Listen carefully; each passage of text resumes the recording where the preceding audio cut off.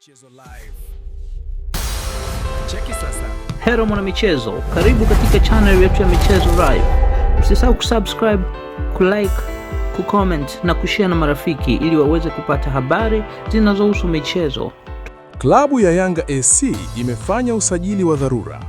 Mabingwa hao wa kihistoria wamemnasa kwa mkopo wa miezi 6 golikipa wa Singida Black Stars Hussein Masalanga, ambaye sasa ataitumikia Yanga hadi mwisho wa msimu huu wa mashindano. Hatua hiyo imekuja baada ya pigo kubwa ndani ya kikosi cha wananchi kufuatia golikipa wao namba 1 Homein Abubakar kupata jeraha linalotarajiwa kumweka nje ya uwanja kwa kipindi kirefu.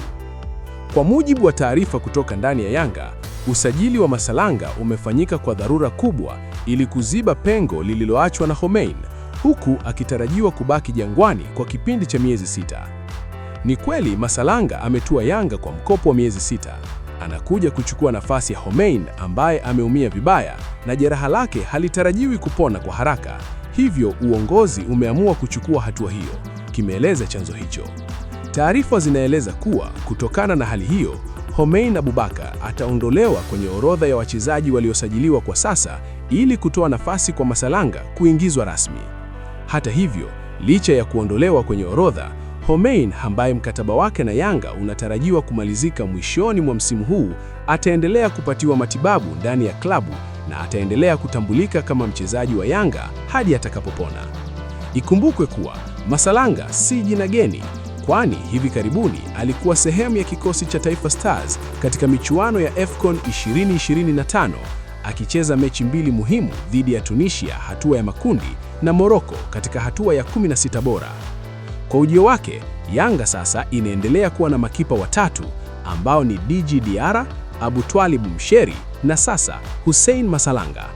Masalanga anakuwa mchezaji wa 5 mpya kutua ndani ya Yanga katika dirisha hili dogo la usajili, akijiunga na Emmanuel Mwanengo, Mohamed Damaro, Alan Okello pamoja na Laurindo Dilson Maria Aurelio Depu.